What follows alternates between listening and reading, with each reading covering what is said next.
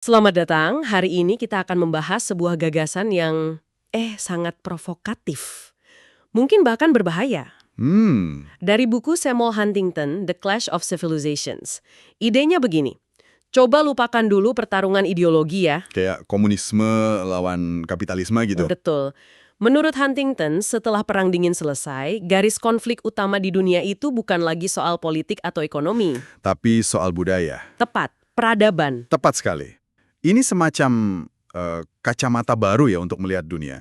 Jadi yang mau kita bedah bareng-bareng di sini, itu argumen dari bab 9 bukunya. Oke. Kita akan lihat bukti-bukti yang diajukan, mulai dari katakanlah ketegangan antara Amerika dan Tiongkok, sampai ke perang brutal di Bosnia.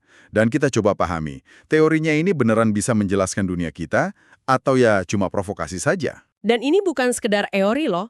Sumber ini menggambarkan dunia baru di mana hubungan antar peradaban itu seringnya perdamaian dingin. Atau bahkan perang dingin peradaban? Nah, itu dia. Huntington sendiri bilangnya konflik suku dalam skala global. Istilah yang kuat banget ya. Oke, mari kita mulai bedah. Jadi intinya, berakhirnya perang dingin itu bukan berarti dunia langsung damai. Malah sebaliknya kan? Benar. Berakhirnya perang dingin tuh ibaratnya kayak air surut. Oh, oke. Kayak air surut gitu ya? Nah, persis. Air surut yang tiba-tiba nunjukin, karang-karang tajam yang selama ini nggak kelihatan. Tersembunyi di bawah permukaan. Karang-karang peradaban. Karang-karang peradaban yang jauh lebih tua. Hasilnya, kata Huntington, adalah dunia multipolar dan multiperadaban. Dan di dunia baru ini, ada dua jenis konflik utama yang perlu kita perhatikan. Yang pertama, dia sebut konflik negara inti. Oke, negara inti. Maksudnya negara adidaya gitu. Mirip, tapi ada sentuhan budayanya. Ini persaingan antara negara-negara paling kuat yang jadi pusat gravitasi. Pusatnya ya? Pusatnya peradaban masing-masing. Contoh paling jelasnya ya persaingan antara Amerika Serikat sebagai inti peradaban barat dengan Tiongkok sebagai inti peradaban Sinik atau Tionghoa. Ini pertandingan kelas berat global. Oke, jadi itu persaingan antar raksasa, tapi kan konflik yang paling sering kita dengar di berita justru yang skalanya lebih kecil, tapi brutal sekali, berdarah-darah. Nah, itu jenis yang kedua. Konflik garis patahan. Ini perang-perang lokal yang meletus tepat di perbatasan antara dua peradaban. Di perbatasannya langsung. Betul. Misalnya konflik antara kelompok Kristen dan Muslim di satu wilayah. Menurut sumber ini, perang jenis ini cenderung sangat kejam dan susah banget diredakan. Kenapa begitu? Contoh tragisnya ya perang di Bosnia itu. Jadi ada perang panas di garis patahan dan persaingan dingin antar negara inti. Terus gimana dengan hubungan antar blok-blok peradaban yang nggak berbatasan langsung? Apa mereka bisa berteman baik? Kayaknya sulit ya. Huntington pakai istilah perdamaian dingin dan perang dingin. Dan menariknya nih, dia menelusuri istilah perang dingin atau Guerra Fria itu sampai ke abad ke-13 di Spanyol loh.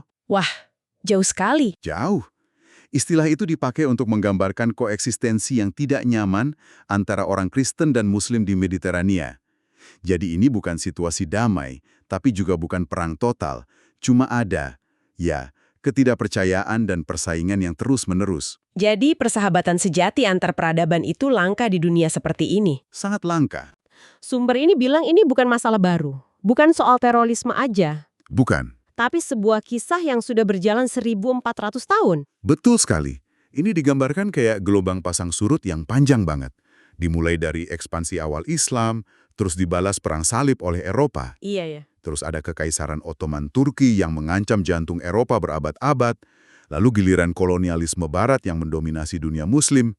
Dan sekarang, kita ada di era yang disebut Huntington sebagai kebangkitan Islam modern. Jadi selama ribuan tahun ini masing-masing pihak itu jadi yang lain ya. Jadi the other yang paling definitif bagi satu sama lain. Lalu apa yang bikin hubungan ini panas lagi sekarang? Kenapa di akhir abad ke-20 jadi begitu intens? Ada beberapa faktor yang ketemu di waktu yang bersamaan. Kayak badai yang sempurna gitu. Pertama, ada ledakan demografi di banyak negara Muslim. Oh, soal jumlah penduduk. Betul. Ini menciptakan populasi anak muda yang besar sekali. Yang seringnya nggak punya pekerjaan, frustrasi. Ini menciptakan tekanan di dalam negeri, sekaligus tekanan keluar lewat migrasi ke barat. Oke, demografi. Lalu apa lagi? Kedua, kebangkitan Islam itu sendiri. Ini bukan cuma soal fundamentalisme ya, tapi lebih luas. Ada semacam penegasan kembali identitas dan kebanggaan sebagai seorang Muslim. Menolak gagasan bahwa cara hidup Barat itu satu-satunya cara untuk jadi modern. Semacam rasa percaya diri baru? Tepat. Memberikan kepercayaan diri baru. Dan yang ketiga, dari sisi Barat ada dorongan untuk menyebarkan nilai-nilainya. Demokrasi, HAM, liberalisme ke seluruh dunia. Universalism. Betul. Bagi banyak orang di peradaban lain, ini nggak dilihat sebagai pembebasan, tapi sebagai imperialisme budaya. Jadi ada 3 faktor. Demografi, kebangkitan identitas, dan dorongan universalisme dari Barat. Tapi, apa cuman itu? Pada akhirnya, menurut sumber ini, semua itu bermuara pada satu hal yang paling mendasar, kekuasaan. Kekuasaan. Huntington mengutip pertanyaan terkenal dari Lenin. Kto, kovo, itu bahasa Rusia untuk siapa menguasai siapa. Tunggu. Jadi setelah semua pembahasan soal agama, budaya, sejarah yang rumit itu, pada dasarnya Huntington bilang ini semua cuma soal kekuasaan. Siapa yang di atas dan siapa yang di bawah. Tepat. Ini mereduksi semua argumen kompleks tadi jadi satu pertanyaan yang sangat brutal dan mendasar. Siapa yang pegang kendali di panggung dunia? Wow. Dan perebutan kendali inilah yang menciptakan apa yang oleh sumber ini disebut perang semu, quasi-war. Perang semu. Jadi ini kayak perang yang nggak diakui gitu. Di mana kedua pihak tahu mereka sedang berperang, tapi nggak ada yang mau bilang secara resmi. Persis. Ini bukan perang konvensional dengan tank dan tentara berbaris. Di satu sisi, ada kelompok-kelompok non-negara yang pakai terorisme. Di sisi lain, negara-negara Barat merespon dengan serangan udara, sanksi ekonomi, operasi rahasia. Dan kedua belah pihak sebenarnya sadar ya? Sadar sekali. Sumber ini nunjukin kalau kedua belah pihak sebenarnya sudah mengakui adanya kondisi perang. Khomeini pernah bilang Iran berperang efektif dengan Amerika. Sebaliknya, pejabat Amerika bikin daftar negara sponsor terorisme. Itu semua kan bahasa perang, meski nggak ada deklarasi formal. Oke, jadi di kasus Islam dan Barat, pemicunya itu sejarah panjang, demografi, dan perebutan kekuasaan. Nah, sekarang kalau kita geser ke Asia, yang disebut buku ini Kuali Peradaban. Apakah ceritanya sama? Atau ini benturan yang jenisnya beda? Ini benturan yang jenisnya agak berbeda. Lebih fokus pada persaingan negara inti tadi. Oke. Coba Anda bayangkan sebuah panggung geopolitik di mana ada pemain-pemain raksasa dari 6 peradaban berbeda. Ada Tiongkok, Sinik, Jepang, Amerika, Barat, Rusia Ortodoks, India, Hindu, dan negara-negara Muslim besar seperti Indonesia dan Malaysia. Semuanya kumpul di satu kawasan. Semua berinteraksi di satu kawasan. Ini resep untuk dinamika yang super kompleks. Dan di era 90-an saat buku ini ditulis, sumber ini menyoroti adanya perang dingin antara Amerika dengan Tiongkok dan Jepang secara bersamaan. Pemicunya bukan cuma soal dagang atau HAM kan? Jauh lebih dalam dari itu. Ini benturan nilai-nilai fundamental. Sumber ini membandingkan etos Konfusianisme yang dominan di Asia Timur, yang menghargai otoritas, hierarki, kepentingan kolektif. Kepentingan bersama di atas segalanya. Betul, dan konsensus. Dibandingkan dengan nilai-nilai Amerika yang sangat fokus pada individualisme, kebebasan berbicara, persaingan, dan hak individu. Jadi waktu Amerika menekan Tiongkok soal HAM, bagi Beijing itu bukan negosiasi kebijakan. Tapi serangan. Serangan terhadap fondasi masyarakat mereka. Dan dalam semua dinamika ini, Tiongkok adalah variabel terbesarnya. Saya ingat ada kutipan dari Lee Kuan Yew yang sangat kuat di sini. Oh iya. Yang menyebut Tiongkok sebagai pemain terbesar dalam sejarah umat manusia. Sebuah pernyataan yang luar biasa ya, dan menunjukkan skala kebangkitan Tiongkok. Pertanyaan besarnya menurut Huntington adalah bagaimana negara-negara lain akan merespon hegemoni Tiongkok yang tak terhindarkan ini. Pilihannya ada 2 kan? Ada 2 pilihan, ikut gerbong atau bandwagoning, yaitu berpihak pada yang kuat, atau menyeimbangkan, balancing, yaitu membentuk aliansi untuk melawan yang kuat. Apa prediksi dari sumber ini? Prediksinya cukup provokatif. Dikatakan bahwa Jepang, yang secara budaya dan sejarah terbiasa dengan hierarki dan mengakui superioritas Tiongkok, kemungkinan besar akan memilih untuk mengakomodasi. Ikut gerbong. Mereka akan menyesuaikan diri. Sebaliknya, Amerika Serikat, dengan sejarahnya yang selalu menentang adanya satu kekuatan dominan di Eurasia, akan mati-matian mencoba menyeimbangkan kekuatan Tiongkok.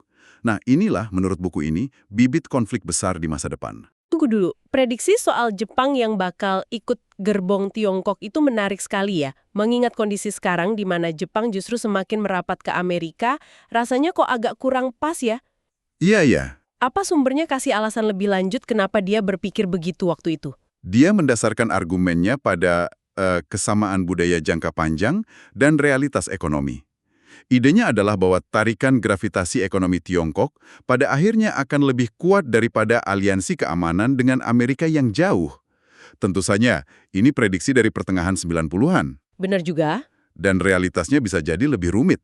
Tapi ini menunjukkan bagaimana lensa peradaban ini menghasilkan prediksi yang sangat berbeda dari analisis geopolitik konvensional. Oke, kita sudah bahas persaingan negara inti. Sekarang kita kembali ke perang-perang lokal yang lebih brutal tadi. Perang garis patahan. Ada satu konsep kunci di sini yang disebut sindrom negara kerabat. Apa maksudnya itu? Ini salah satu ide terpenting dalam buku ini. Gini cara kerjanya. Ketika konflik meletus antara dua kelompok dari peradaban yang berbeda, katakanlah Serbia yang ortodoks melawan Bosnia yang muslim, Oke. maka negara-negara lain dari peradaban yang sama merasa terpanggil untuk membantu kerabat mereka. Ini ide yang cukup radikal ya.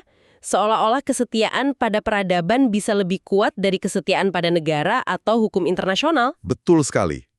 Jadi Rusia merasa lebih punya kewajiban ke sesama ortodoks di Serbia daripada ke PBB misalnya? Ini benar-benar mengubah cara kita melihat politik global. Tepat. Ini seperti pertikaian keluarga yang meluas. Tiba-tiba, Rusia dan Yunani kirim sukarelawan dan dukungan untuk Serbia. Sementara itu, Iran, Arab Saudi, dan Turki kirim uang dan senjata untuk Bosnia. Konflik lokal jadi panggung global. Betul. Konflik yang tadinya lokal tiba-tiba jadi panggung global. Inilah yang membuat perang garis patahan begitu sulit diselesaikan. Setiap pihak luar yang ikut campur cuma menambah bensin ke dalam api. Sumber ini pakai analogi yang kuat untuk perang Bosnia. Disebut sebagai Spanyolnya semua orang. Maksudnya apa? Maksudnya, sama seperti perang saudara Spanyol di tahun 1930-an yang jadi ajang pertarungan ideologi global. Fasis, komunis, demokrat. Betul. Semua datang untuk mendukung pihak mereka. Perang Bosnia di tahun 90-an menjadi ajang pertarungan identitas peradaban.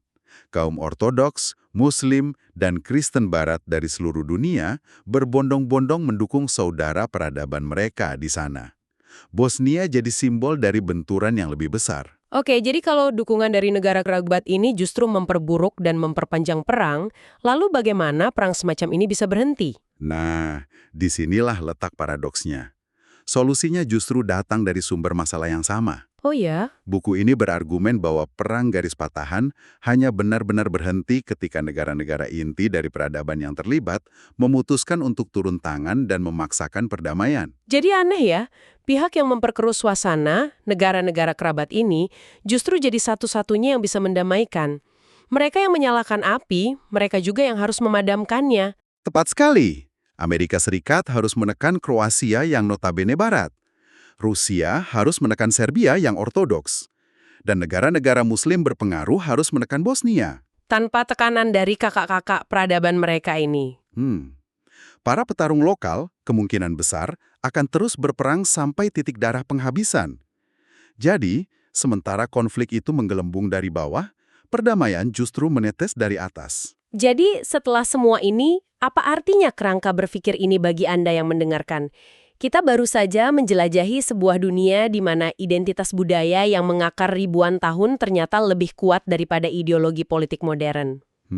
Kita lihat bagaimana ini bisa memicu persaingan dingin antar raksasa seperti Amerika dan Tiongkok, sekaligus perang panas yang brutal di tempat seperti Bosnia. Ini adalah sebuah lensa, dan seperti semua lensa, ia bisa mempertajam beberapa hal sambil menghaburkan yang lain. Tapi lensa ini membantu kita memahami kenapa beberapa konflik terasa begitu sulit dipecahkan dan penuh emosi. Benar. Sindrom negara kerabat misalnya, menjelaskan kenapa perang sipil di satu negara kecil tiba-tiba bisa jadi berita utama di seluruh dunia dan menarik campur tangan internasional. Ini pengingat bahwa identitas itu kekuatan mobilisasi yang luar biasa kuat. Dan sebagai pemikiran penutup untuk Anda, buku ini ditulis pada pertengahan tahun 1990-an. Sekarang, coba lihat dunia di sekitar Anda. Apakah kerangka benturan peradaban ini masih relevan? Pertanyaan bagus. Pikirkan tentang hubungan antara Rusia dan Barat saat ini. Atau bagaimana negara-negara di seluruh dunia merespons kebangkitan Tiongkok. Apakah teori Huntington ini membantu Anda memahami dinamika tersebut dengan lebih baik, atau justru terasa sudah ketinggalan zaman? Itulah sesuatu untuk Anda renungkan.